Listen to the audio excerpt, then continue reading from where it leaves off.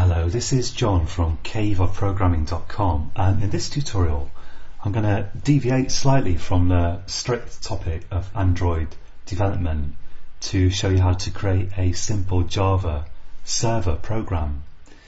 And we're going to use this to demonstrate uploading, downloading and other stuff possibly.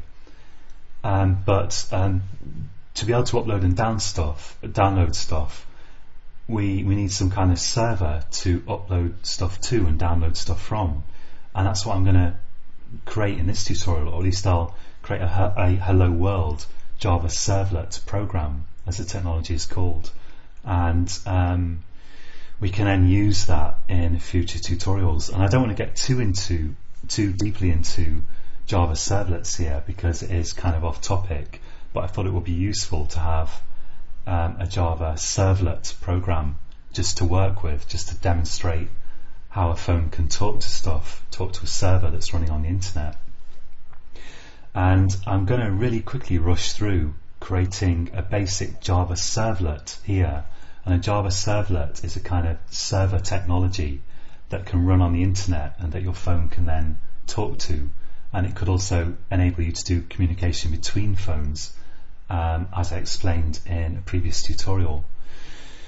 If you want to know more detail about Java, about creating server programs in Java, then I've got a tutorial which you can find if you go to www.caveofprogramming.com, that's all one word. Then you will find links to this Servlets and JSPs course, and although the course isn't free, the first 7 videos are, and you can watch those for free, and they take you right from setting up your system for Java servlet development all the way up to deploying your Java servlet application on the internet. So you might just need this bit, and if you want more complex information about servlets and JSPs and creating sophisticated programs that will run on the internet in Java, then I'd be delighted if you signed up to the whole course. And there's quite a lot of information here that can cover most of what you could really want to do, I should think, at least for the purposes of phone programming, including connecting to databases and all that kind of stuff. But anyway, here I've set up Java EE. Well, I've set up the Eclipse IDE for Java EE developers, that's Enterprise Edition developers, on my computer, as I talk about in that JSP course in like the first tutorial or the second. And I think I've just got the standard version of Java actually running on my machine. There is actually Java EE version which you can download in addition to the standard SDK if you want. But the important thing here is I'm going to use a host called CloudBees, and I think they use Java version 6, so I'm going to create this application using Java version 6. So I've installed the 6 version JDK 1.6 on my machine. So I'm going to do like file new here, and I'm going to go to dynamic web project, and you'll only have this application in the Eclipse for Java EE developers. You'll need to download that separately if you've only got the normal Java Eclipse version. And I'm going to give this a name like Android Server Demo, let's say, and I'm going to set the dynamic web module version here to 2.5 for reasons that I shan't go into here. And I'll click next, and this all looks good, and finish. And now I'm going to right click that and go to new servlet, and a servlet is a kind of Java class that can act as a server, so it can run on the internet, and browsers or applications can make requests to it, and it can then send back data, perhaps in the form of HTML pages, in which case you've got a website, or it could send back some kind of specialized format data just for your application. So let's put it in a package. I'll put it in com.caveofprogramming.android, but you could just put it in any package you made up, like call it demo or something, it doesn't matter. And let's give the class name, let's make the class name server, and I'll click next, and This all looks good to me. Click finish. And now I'm going to try to run this, and I often get errors when I try to run this stuff to start with, but I'm going to click the big green run button, and I might need to end up changing a few things. I'll click run on server, and I should also say that I've installed Tomcat on my machine, and the Apache Tomcat server, it's a free program that is used for, it's what we call an application server, and it serves up, it's like a container for Java servlet programs that can run on the internet. It's basically a server itself, and so you'll need to install that. And I appreciate that I'm rushing through this, but again, you can find much more detailed descriptions of this stuff for free if you look at the first few videos of my Servlets and JSP course, if you need that, or you could just write a PHP script or something like that.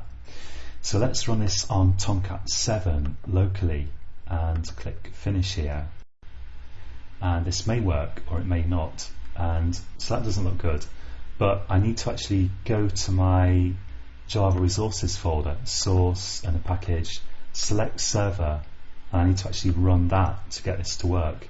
Let's tick always use this server and click finish again. And I don't know why I'm getting this so much recently. I'm just going to clean my project, and let's try stopping Tomcat there. And I find that it's really fiddly to set this up, and once it's working it tends to work, but you can have a lot of problems initially. But here we go, it's actually working now, and this is a blank web page, but I'm going to go to my server.java. I'm going to find the doGet method, and I'm going to say here print writer out equals response.getWriter, and response is an object that's passed in, and we use that object to make responses, like to send data back to our phone or browser. I'll add the input load, Control-Shift-O, and I'll say out.println hello world.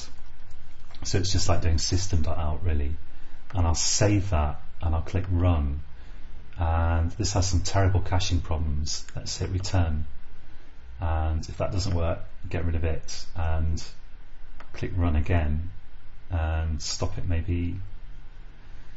Let's get rid of all these windows and get rid of that, and let's go to project clean. Let's try it again, and I'll make sure server is selected, and I'll click the green run button, and here we go, finally it's working. Okay, and it says hello world, and so this could be a web page, and you can right click, and this is actually a browser and do view source, but I'm just outputting hello world, so I'm not outputting HTML, but I could if I wanted. And now so you could test that on your local machine, like if I copy this URL and I go to a web browser and I paste that in here, I can actually access that server directly through my internet browser. But just for fun, let's deploy it to the internet. And what I've done is I've created a account with these guys called CloudBees. It's at cloudbees.com. You can create a free account there, and I think Amazon and Google have similar services to this, and up to a certain amount of data usage or whatever, it's free. I never had to give these guys a credit card or anything.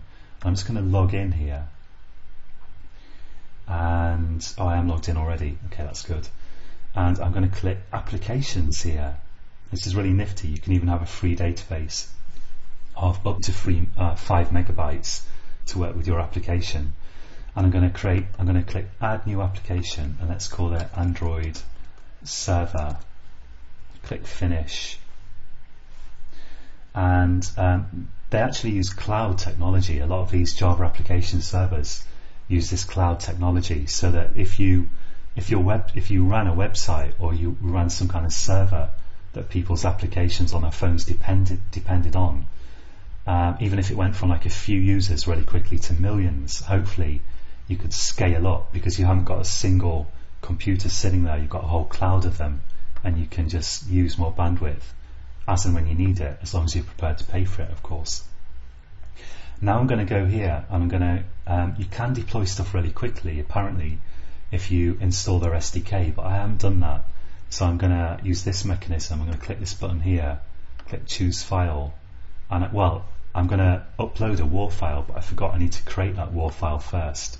So let's go back to Eclipse and right click the project here, Android Server Demo, and go to export WAR file, and I'll call this Android Server Demo .war. So let's actually go to browse under destination. Here's my desktop, and I'll call it Android Server Demo.war. And .war means web application archive or something like that. It's kind of like a jar file, but for web applications. And I'll click finish. I think I'm using Tomcat 7, which I think is compatible with Cloudbees.